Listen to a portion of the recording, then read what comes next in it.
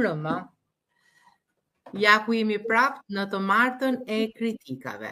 Sonte me një të ftuar tjetër, si çdo të martë pra kur ne kemi nga një të ftuar special, zotin Telemak Koça. Mirëmbrëma zoti Telemak dhe mirëmbrëma sigurisht dhe edhe zotit Piloj që nuk mungon. Mirëmbrëma dhe gëzojmë shumë që ju njoh qoftë edhe nga larg. Mirëmbrëma zoti Telemak, mirëmbrëma Alma. Telemaku është mik dhe shok i jemi, mik edhe shok i Grigorit, për të cilin sot kemi bërë një emision të tërë. Në fakt, sot është emisioni i ftuar Grigorit. Në radhë të parë, dua të them që Telemaku është shkrimtari jon i nderuar, greko-shqiptar, ndonse është i lindur në Shqipëri, por unë i them greko-shqiptar sepse anë primare ka anën greke, kombëtare të tij. Telemaku ka me 10 libra në gjuhën greke, ka po kështu edhe botimet në Shqip, por gjëja e mirë dhe veçantë e artit të tij, të bukur dhe të njohur, është ajo që ai pasqyron anën shpirtërore shqiptare në gjuhën greke. Kjo mendoj unë Telemak të ka bërë edhe më të dashur edhe tek lexuesit grek. Në fakt, unë nuk dua të them shumë për Telemakun, sepse pres që vetë Telemaku të thot vetë për veten e tij dhe për krijimtarinë e tij. Bile Alma, me sa e di unë, ka përgatitur me librat e zotit Telemak, ka përgatitur një paraqitje të shkurtër për publikun, për ata që na shikojnë e na dëgjojnë. Po është vërtet, ja pra ta ndjekim dhe premtarinë e zotit Telemak.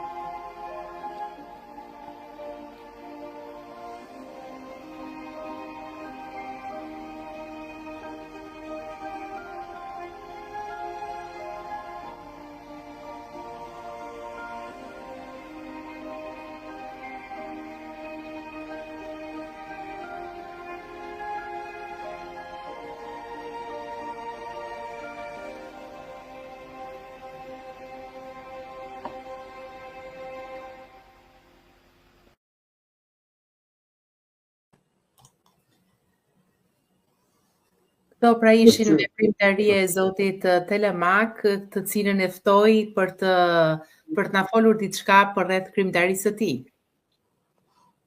Më quat prapa 35, 40 vjeta, 50, nuk e di sa, që nga koha kur isha nxënës në gjimnazin Asim Zeneli, megjithëse isha nxënës i shkëlqyer aty për arsye politike, nuk vazhdova shkollën e lartë. Edhe punova 20 vjet bujk në kooperativ. Aty më nxiti një shok mua, që ti ke qenë nxënës shkruaja unë që në gjimnaz. Pastaj ndalova të shkruaj. Pse nuk shkruan më? Po nuk shkruaj më, them, si mi boton njeri. Kishte dal ai agimi të vitit 89, domethënë kishte filluar të agonte demokracia, jo të dukeshin disa shenja të ralla në qiell. Edhe më tha, shkruaj, edhe ne kemi nevojë, ishte gazetar ky i Laikov Imat në greqisht. Shkruaj në greqisht, më tha mua ndonjë tregim. Në greqisht nuk di nëse di të shkruaj, them unë, se unë kisha bërë shkollën në Shqip në gjimnaz. Megjithatë provova me gjuhën që dija në greqisht, shkrova disa tregime të vogla, i dërgova në gazet, u pëlqyen ato, po disa gjëra pak a shumë naive. Pastaj më mbush mendja me këto që shkruaj, them unë, do t'i qoj, me që do ikja në Athinë, do t'i marrë, i kisha daktilografuar, do t'i shpije në Athinë. I qova në Athinë edhe Zoti, fatja, ku di unë, kush më dërgoi mua në shtëpinë më të prestigjioze të asaj kohe. Kjo unë s'dija se si bëheshin këto, në shtëpinë Botuse Qedrus. Edhe më thanë që prit, do t'i shohim për 1-2 muaj, do t'i japim përgjigje. As telefon s'kisha unë, as gjëra, dhe duhet t'i shkoja prapa atje. Shkova dhe më thanë do t'i nxjerrim.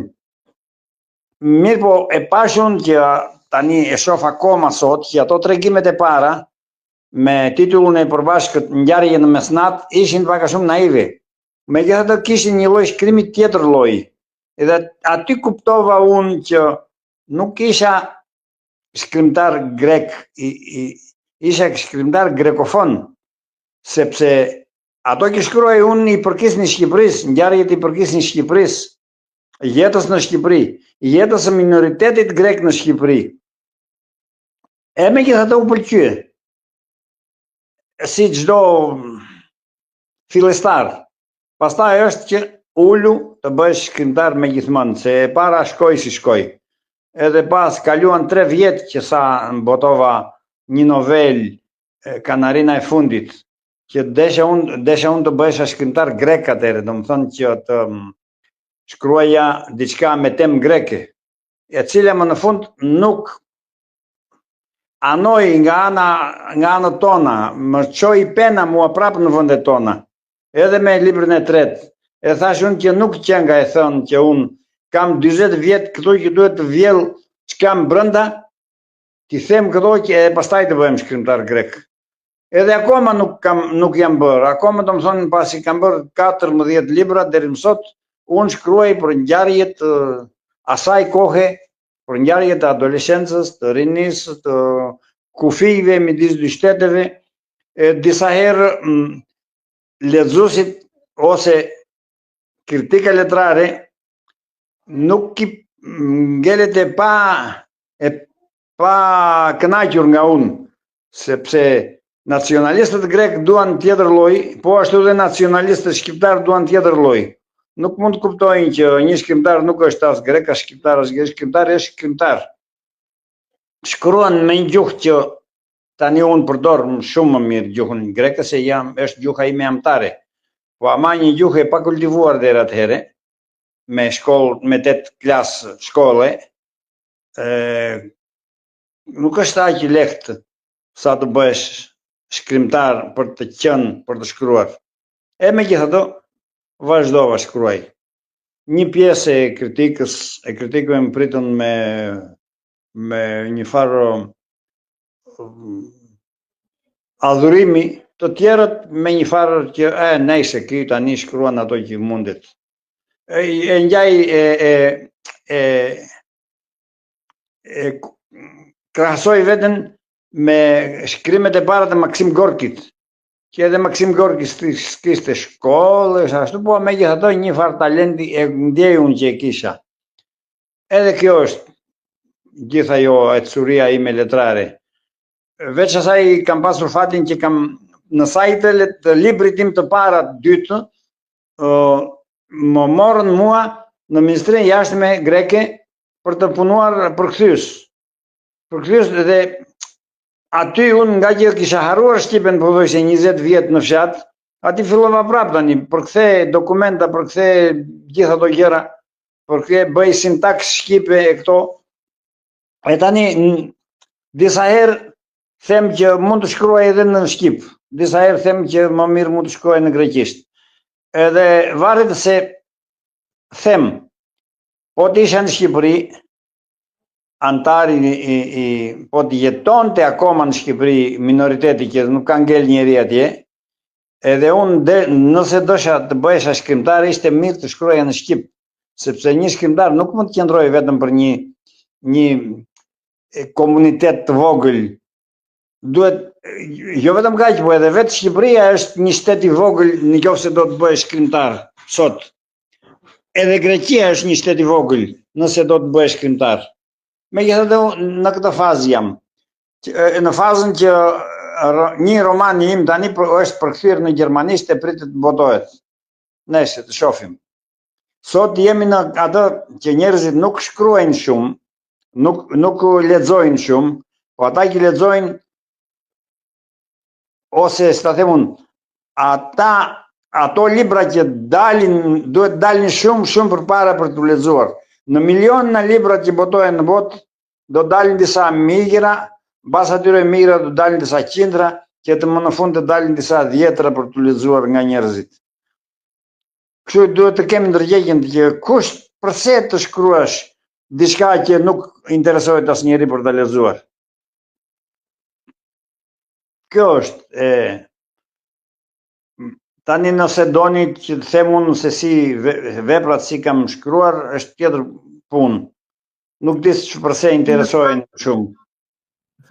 Në fakt ne edhe nga video e pam që ju keni shkruar disa libra. Po. Dhe unë do ju pyesja cilin prej tyre ti do I jepje vendin e parë. Cilën do ta sipas e kanë dhënë lexuesit vendin e parë, është libri Në bregun përballë, që është përkthyer në shqip, po që nuk kam asnjë kopje për ta dërguar që ta fotografoja aty ta dërgoja. Është në botimet toena, I cili tregon për ecurinë e dy familjeve në një fshat të zhdukur sot, fshati quhet Katuna, I cili është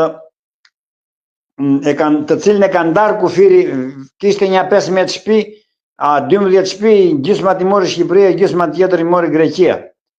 Dhe kam fatin e dy familjeve të tilla, sidomos familjes që ngelin në Shqipëri.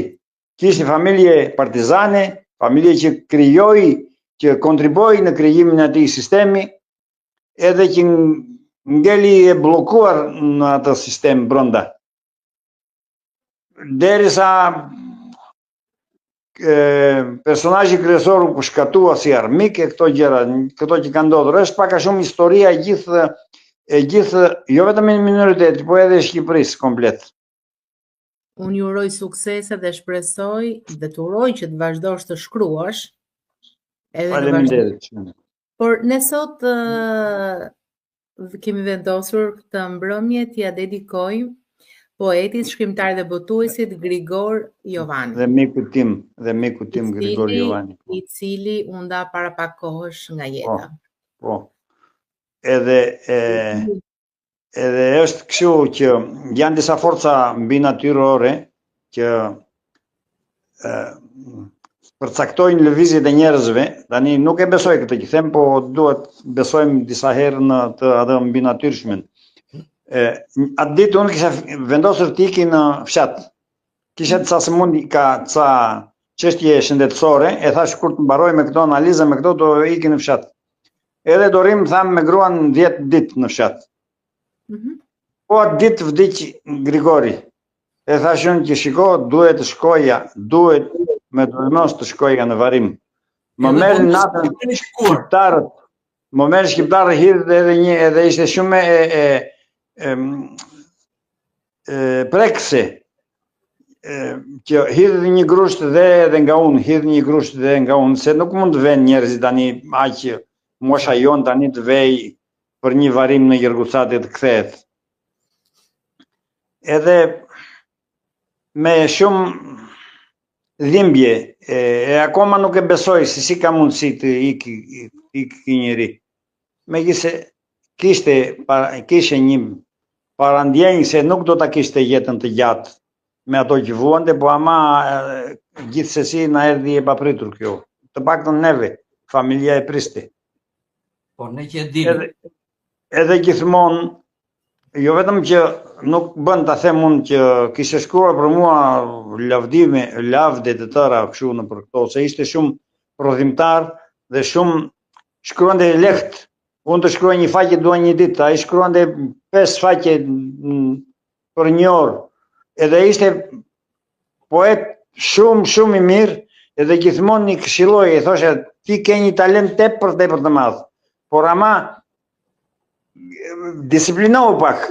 Dhe nga gjithë ato që nxjerr zgjidh më të mirat e megjithatë e bëri në këtë librin e fundit. Jo vetëm këtë, edhe në librat e mëparshme.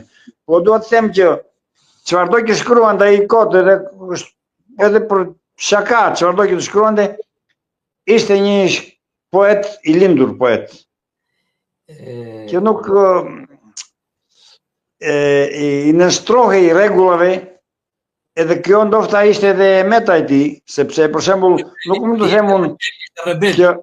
të them që ta zëm tani poet domethënë shqiptar të afirmuar, të njohur, kanë më shumë talent se ai. Bile më pak kanë. Por ama që është përveç talent është edhe puna, që duhet të shtrohesh nga gjithë ato peshq që nxjerr nga rjeta, do hedhësh poshtë gjithë ato çfarë janë, do zgjedhësh më të mirët. Megjithatë bëri që libri i tij i fundit ishte një libër për mua shumë i mirë. Edhe ai parafundit që nga të gjitha që më kishte dhënë. Domethënë e quaj një poet shumë të mirë, që kultivon gjuhën shqipe. Megjithse nga një familje minoritetit, ai është rritur në Laç. Ka shkuar për gazetari në Laç, nuk mund të shkruante në greqisht, se greqishten nuk e dinte aq sa duhej ta dinte. Edhe veç asaj është edhe kjo tjetra që për këtë shkruante greqisht, ndërsa shokët e tij, ndërsa gjithë shoqëria ishte shqiptare. Në fakt nuk ju përkushtua asnjëherë gjuhës greke Grigori, me thënë të drejtën. E ishte tepër vonë. Edhe më tha mua do të shkruaj një gjë në greqisht, i them ki kujdes te mua se nuk është aq lehtë. Vonë nuk ishte. Vonë nuk ishte. Tani vonë nuk ishte. Grigori ka vajtur 9-30 vjeç në Greqi. Po 30 vjeç, shiko, vajti 30 vjeç në Greqi, po ama shkollën shumë pak bagazh të gjuhës greke kishte nga Shqipëria. Unë kisha më shumë. Kisha gjuhën e folur. Bazën e kishte dhe ai. Nuk e kishte një bazë më të vogël. Unë kisha gjuhën e folur. Gjuhën e përditshme. Edhe unë gjuhën e folur kisha, por në 92-shin vajta mbrojtën Janin. Ai nuk bëri përpjekje të tilla. Po, mund ta bënte patjetër. Në 93-shin botova unë librin e parë në Greqi. Fillova me librin. Edhe pastaj 1, 2, 3, 4, 5, 7, domethënë u bë një gjë tillë, ndërsa ai nuk e bëri, ai u përkushtua asaj që dinte më mirë, me thënë drejtën. Është edhe kjo tjetra, që në moshën 30 e ca vjeçar je njeri i rritur edhe ke nevojë të mbash familjen. Pra nuk mundet krahas punës të studiosh, është vështirë. Shiko, është e drejtë ajo që thua, por këto vështirësi që ndoshta i kemi pasur ne të tjerët, Golja nuk i ka pasur. Të drejtë, po them unë, që e kam pas mikë shok të afërt. Sepse ai filloi punë vet, filloi një punë bazë dhe gruaja e tij. Po, dhe ishte mirë që të dy, se po flasim kështu tani. Nuk ishte. Por të thash, ai kishte mbaruar një shkollë për atë që kishte mbaruar dhe atë, kur themi në shqip, në gjuhën popullore, atë e qante. Po. Ato të që të thoshe unë për pak të ndërpreva, që ai ishte gazetar për të shkruar se sa kuntal grur mbi planin ka marrë kooperativa Filian, po ai ishte një poet për çdo gjë që fliste. Edhe për shakat që bënte ishin poetike, për çdo ishte poet i lindur, nuk kishte nevojë. Ishte një poet ambulant që ecte, çfarëdo që fliste. Në fakt unë kam disa prej librave të tij që i kam demonstruar edhe bashkangjitur një poezi të tij. Vreshtat e Dionisit të cilat janë. Këto janë të fundit, janë librat. Arkipelagu i Gris, që është me poezi. Botë pa dashuri, që është poezi dhe përkthime. Vreshtat e Dionisit, që është me poezi sërish, punishtja e ëndrave. Udhëtoi brenda vetes me poezi. Edhe mendoj që gjithë ato tani më kujtojnë gjithë ato. Një pjesë i kam këtu. Gjithë ato. Dhe me sa shihet më tepër Grigori ishte i dhënë bazë poezisë. Ndaj edhe unë kam përgatitur një poezi tepër të veçantë, të cilën ja ka kushtuar nënës së tij. Para se të desha të shtoj këtë gjë të vogël, pastaj mund të lexosh poezinë që fati i poetëve shqiptar këtu në Greqi është pak a shumë dramatik, se nuk din mirë shkruajnë, për kë shkruan. Nuk ka lexuesa. Për kë shkruan. E megjithatë insistojnë, e megjithatë edhe duhet të them që në Shqipëri në edhe për ata që jetojnë në Shqipëri dhe për ne që jetojmë në Angli, është i njëjti fat për shkrimtarin në fakt. Mirë, po atëherë duhet pranuar heroizmin që bëri Shqipëria në vitet 30. Në vitet 30 në Shqipëri kishte më pak se 100.000 që dinin shkrim me këndim. Edhe aty nxori gjithë ato koka letrare. Një gjë e tillë, po nuk e di ishte. Nëse më jepni leje, unë do të kisha shfaqur me kënaqësi videon. Po. Më falë që ndërpreva që desha, se unë po harroj diçka e harroj për fare pastaj. Absolutisht je shumë okay.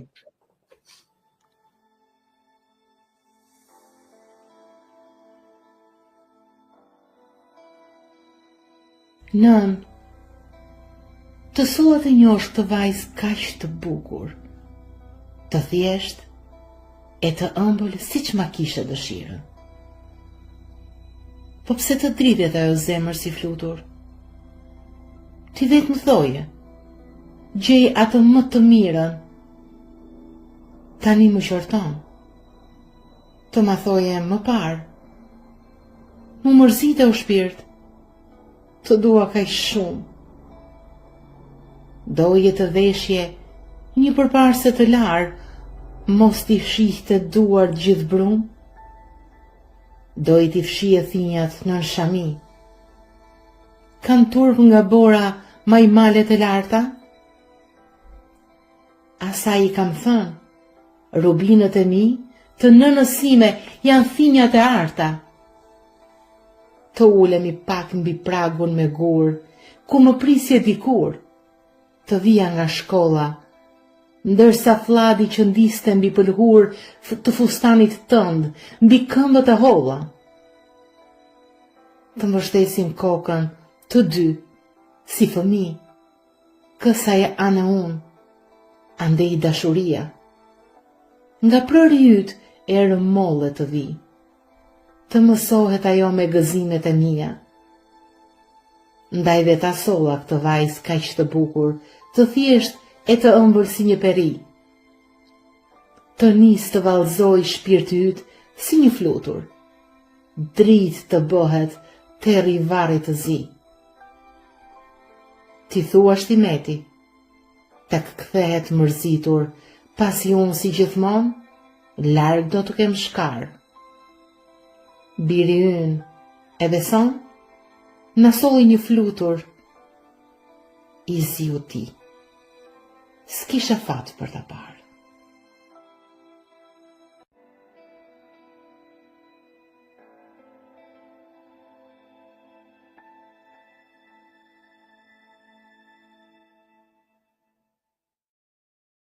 Bukur. Shumë mallëngjyesi. Shumë. Shumë mallëngjyesi. Juve me Grigorin jeni njohur më përpara apo në kohën e demokracisë në Greqi? Në kohën e demokracisë. Megjithëse në Laç kam njohur baban e tij. Se unë jam një moshë midis ti dhe babait të tij. Ati me Kristo Mastorën, me këta që pinin ndonjë rakinë, ashtu merr dhe mua si më të vogël nga prapa. Se i ri atëre. Po, Grigorin nuk i kam njohur aty, ose nuk e mbaj mend, mund ta kem, ka qenë i vogël. Ka qenë i vogël. Ka qenë shumë i vogël. Pastaj këtu jemi njohur këtu dhe kemi sidomos përpiqesha ta ndihmoja, po isha i zënë në atë revistën tepër të mirë edhe me cilësore që kishte Pegasi. Kisha bërë disa përkthime nga edhe nga autor grek, edhe nga autor ndërkombëtar, edhe për t'ia dhënë atij. Edhe i thoshja se si mund të bëhesh akoma më e mirë. Është një rast i rrallë që një reviste tillë qarkullonte këtu në Greqi dhe pritej aq shumë mirë nga shqiptarët. Se shqiptarët kanë të paktën këtë të dallojnë ato që ka vlerë nga ato letrat që kanë vetëm ngjyra. Jemi artë të dashës, faktikisht. Po. Edhe problemi është atëherë ishim në kushte shumë të vështira, tani edhe u lehtësuan kushtet, edhe për shqiptarët. Megjithatë, mbaj mend isha përkthyes midis Ismail Kadares edhe disa në Aleksandropol të Greqisë, disa vajzave të gazetave të përditshme. Që ishin këto, ishin një 4-5 vajza. Edhe njëra prej tyre i bën një pyetje, pak a shumë të zgjuar, po i thotë kur njerëzit shqiptarët lexonin më mirë, më shumë, atëherë apo tani? Kishte pak me spec kjo. Edhe i thotë ki, po është e ditur, i thotë, në burg njeriu lexon më shumë, i thotë.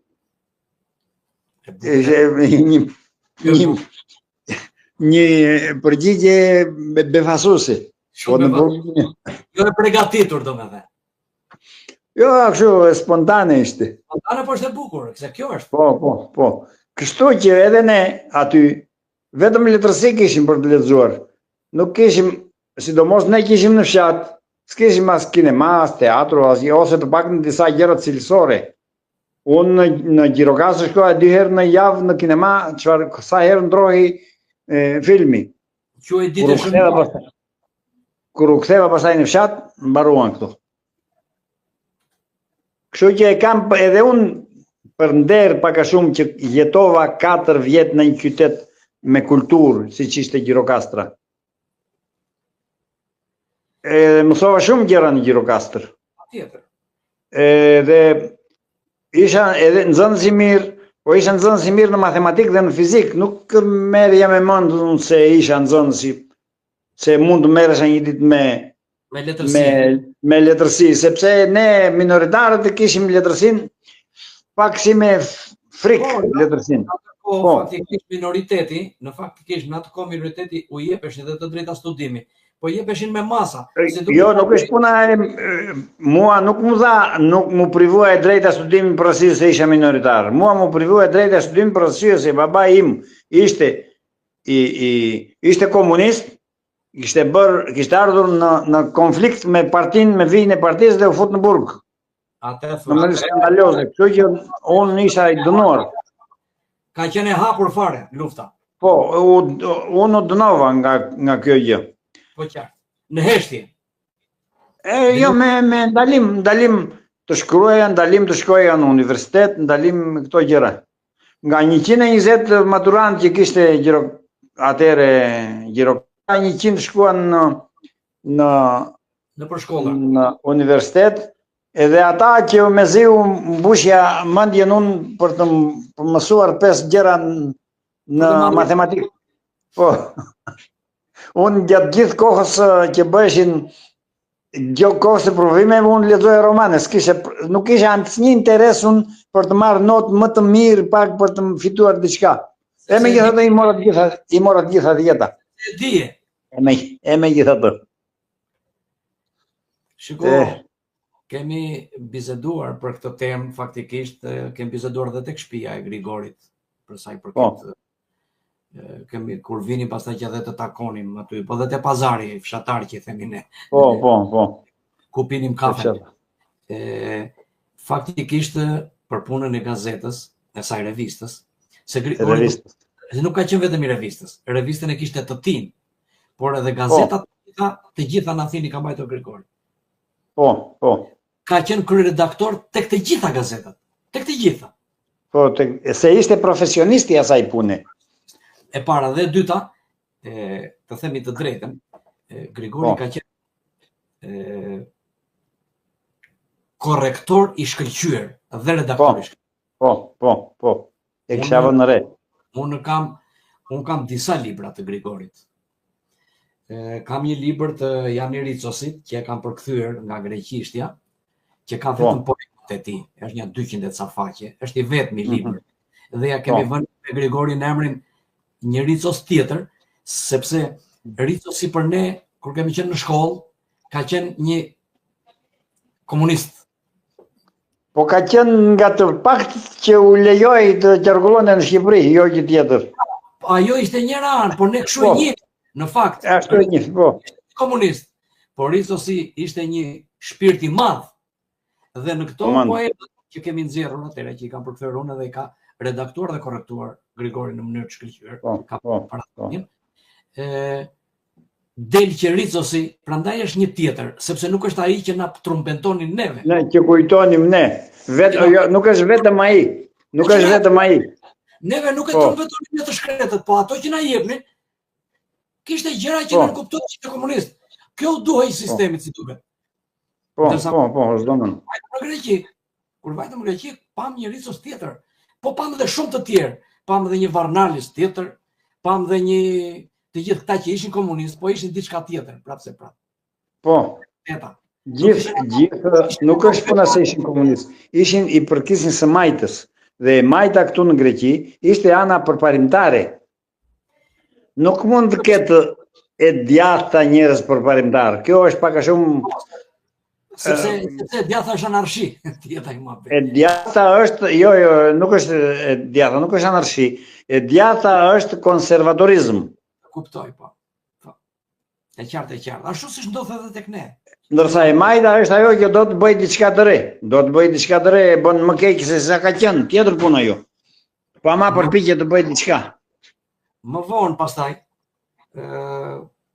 punoj edhe në 2 libra të mi të tjerë, 2 libra me poezi, dhe në një libër me tregime, Shtektari, është si titull, dhe ka dorën e tij tek unë, Grigori ka dorën e tij përveç revistës, por me Grigorin muajt e verës i kalonin bashkë. Sepse vinte me vajzën, ishte e vogël bile vajza atëherë, edhe me të shoqen, vinte te unë në plazh. Dhe unë kam disa tregime dhe në librat me tregime që të mit me ngjarjet e Grigorit. E ke personazh. E kam personazh tamam.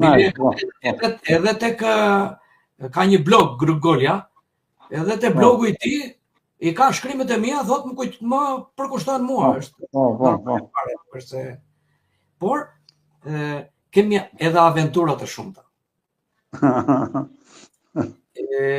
Bile një herë mbaj mend, dolëm për gjithë natën në një klub të vogël, kështu nga këto që ha me pim neve, jo nga këto që veterinia. Po. Për të mos u prishur gjumin në mëngjes familjes. Po të flinin për tokë diku, kishin frikë se vinte në një mace, në një kështu, në ngacmonte, kupton? Edhe hipëm në tavolina, po kishim dhe gjithë natën zgjuar. Fletëm në tavolinat e lokalit, se e kam dhe në për fotografi, golin në këto tavolinat, edhe vetën time. Unë ngrita dhe i bëra fotografi. Lokalet hapeshin që në 6, se kishte turizëm. Neve na duke gjumi më 8 e ca. Njerëzit na shikonin duke fletë tavolinë dhe çuditeshin. Jo e pësuat siç është në fshatrat tona, histori, mesele, që i thot gruaja burrit, e kam tha merak të vish një ditë në shtëpi me diell, tha, si gjithë burrat e botës. Edhe ki pinte gjithë natën dhe kur shkoi në shtëpi i kishte dalë dielli. Gruaj tha, erdha me diell në shtëpi apo s'erdha, tha. Kishte dalë dielli mëngjesit. Erdhi po vajti tap. Kështu e bët dhe juve. Edhe dilni për peshk, bile një herë e ka tek një tregim që i kam dhenur atje, që e ka botuar tek blogu i tij, është një peshk një 13 kg. Ua. Po, dolëm, po neve nuk gjuanim peshk aty ku gjuanin peshkatarët. Në Monevasja një 50 milja, është një ishull, që quhet ishulli Milos, e quhen grekët, e ke parasysh ti. Kam shkuar në Monevasja unë, po nuk e di se ku tani nejshi. Kam shkuar në qendër ku shkojnë turistët. 50 milja i bie gati 70 kilometra, faktikisht. Po ishte verë, ne vini për qefin tonë, se s'vini për peshk. Po. Një 2 ahtapot dhe një peshk të madh 2 peshë, po një që ishte i madhe, 13-14 kg. Edhe tha do na besojmë neve që kemi zënë këtë peshë. Na besoj. Thash, po ç'na duhet me na besosh, na besoj peshku është e yni. Peshka, si Skënder Sallakut. Po. Kur dolim ne në breg, na kërkonin peshkatarët atë, sepse peshkatarët ja çonin një lokali, lokali jepte 500 lekë, jepte 500 euro. 500 euro. Kishte tjetër gjë. Ai bënte për një banket të madh, për shembull për Po, domand. Jo ta bën haram, këtu Neve faktikisht haram e bëm, sepse Telemak, vajtëm në shtëpi se unë kam pas edhe nenën atëherë. Dhe unë vinja 250 kg verë të bardh, 250 kg verë të kuqe. Po edhe nëna ime pinte. Unë nuk para pinja shumë, po ai pinte me nënën tim me Grigori, pinja dhe unë pak edhe pas zinim nga një vend kur na dilte gjumë pas 4 orësh. Por metar që spi verë, një rast i rrallë. Vinte pastaj Olga, edhe thoshte aman neve vim këtu që ta heqim qafet, domethënë nga rakia, si më thënë. Po. Të paktën në darkët vjen në shtëpi, këta po zgjumi këtu tek ti. Po faktikisht kalonim mirë. Mbaj mend një herë që kishim shkuar në un kam një baçet vogël në marathona tutje, një dylim, kështu edhe shkoj çdo të shtunë del, atje kam edhe një shtëpi të vogël brenda, pak a shumë kasolle si mund ta thuash. Po i ka ato kushtet. Edhe një herë kishte ardhur Grigori, edhe kishim vjel, kisha rushun, kishim vjel rushin me kishim shtypur, kishim bërë gjithë ato. Edhe duhet kem edhe fotografi, po gjithë ato duhet kërkoj tani fotografit ku janë. Kishim e shtypnim rushin me këmbë, dilte mushti, pastaj ato bërësit i bënim në një pres, edhe i hidhnim poshtë pastaj bërësit, se mbaja vetëm rush, mbaja vetëm mushtin. Po. Edhe ishte shumë kishte gjithë kënaqësi. Edhe ishte pak rondokop, kështu që për të shtypur rushin ishte shumë i mirë. Mbaj mend atë. Kemi vajtur një herë te fshati gruas Grigorit. Në Dervician, po. Ata kishin një binca, si i themi neve shqip. Po, binc, po. Po, ata ishin në Athinë. Prindrit atë, prindrit, po. Dhe u futëm atje brenda, nga smokët tu e pia atje, nga smokët tu e pia aty, na zuri gjumi aty brenda. E më kujtoj si tani. E kupton? Ja, këto gjëra paguaj. Këto gjëra paguaj shkreti. Këto gjëra u paguan, u mblodhën në zorë dhe u bën ajo që u bë. Sepse nuk kishim meze, e kupton? Pia aty vini vërtet, një shishe rakin, shishe verë, buti me verë aty. Janë ca gjëra që nuk harrojnë kollaj. Nuk harrojnë. Ose kur ngriheshim, një herë kemi gjetur një bela. Po i thosha unë, në Monevasja një 30-20 kilometra, u bë një, po punohej akoma faktikisht, u bë një spiljo, një, kështu që i themi ne shqip, një shpellë. Po. Me pare nga Europa, po u bë kështu me lampa brenda me kështu, të ikën truri kokës, po ta shikoj. Aq e mirë. Po. Edhe i them unë hajde se do vemi atje. Vemi atje, futemi brenda. Aty që nuk kishim mbaruar, nuk lejo të futej njëri, futeshim ne. Dolën punëtorët, vajte ora, ata ne ishim në fund fare, ajo ishte 3 kilometra. Ju mbyllën brenda. Dilni, si duket, Grigori më thoshte, "Mo burra të ikim." Thosha, "U shtërri, se rrim këtu dhe u kërkojmë ndër shpërblim nesër." I kërkojmë shtetin. Orbelere thoshte se do plevitosemi këtu. Ata shikonin makinën jashtë. Dhe e dinin që se ishte majmali atje, s'kishte ku të vinje. Po. Dhe vinë edhe na kërkojnë e na nxjerrin që atje poshtë ku ishim. Edhe më thonë mua, sepse unë isha i zonës, më thonë mua, ore, çfarë qëllimi kishe? I thash qëllimi kishe. Të minoje shpellën. Edhe të vini këtu i thashë të kërkonin dëm shpërblim. Po mirë do kërkonje, tha ai, ishte një shumë staj mirë shumë ai. Po. Një janaq, tha. Po mirë tha, do ta kërkonin nëse do gdhieshit për nesër, tha, po të mos gdhieshit për nesër të kërkonin. Si ishte shumë. Ishte shumë. Po, s'do mend. Kemi pas edhe udhëtime me Grigorin shumë. Gjithë këto gjëra e kanë frymëzuar, i kanë mbushur shpirtin me poezi, me kishte talentin brenda, po gjithë këto aventurat, gjithë këto udhëtime, gjithë këto gjëra i mbushnin, e frymëzonin. Është e vërtetë ajo. Shiko. E frymëzonin. Pilo, ke zgjedhur ndonjë poezi për të lexuar?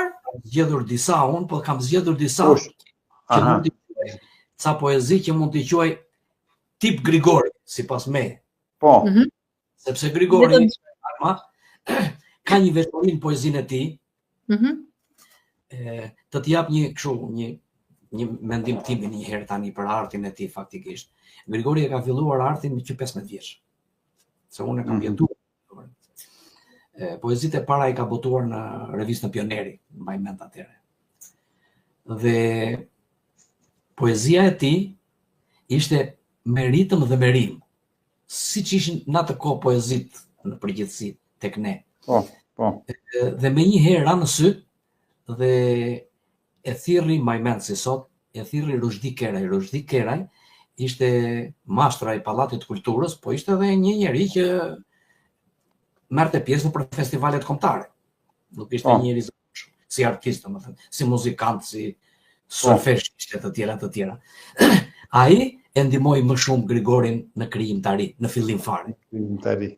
Ai e mori, e thirri aty, i thoshte më bëj mua filan poezi që ta bënte këngë. Dhe pastaj ja transformonte ai këngën siç e donte ai. Dhe Grigori i përshëndeti atij. Mirë, po kjo ishte punë që Grigori bënte. Kjo puna e teksteve të këngëve do disiplinë të madhe. Po. Edhe seriozitet.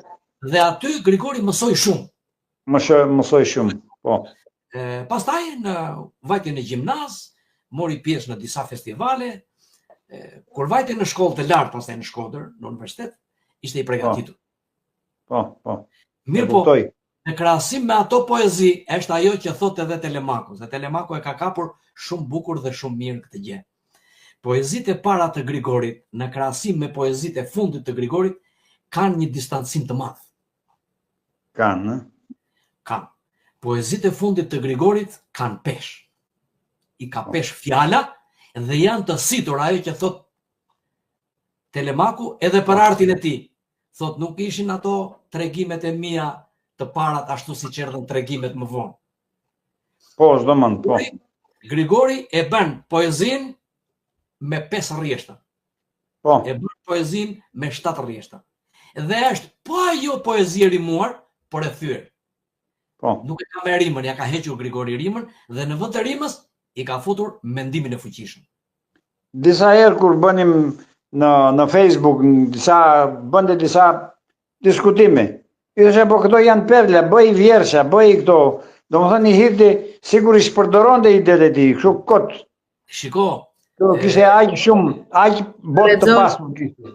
Në fakt ka qenë ajo ideja si puna e Driterojit. Kur hidhte ndonjë gotë, ishte shumë më i këndshëm, shumë më i dashur, shumë më i këndshëm edhe në art.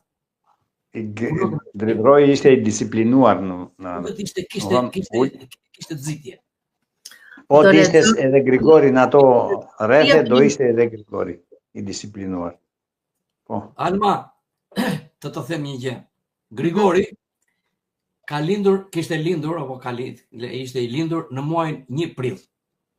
Ditën e gënjeshtrave. Po, ja thoshte gjithmonë. Po, këtë.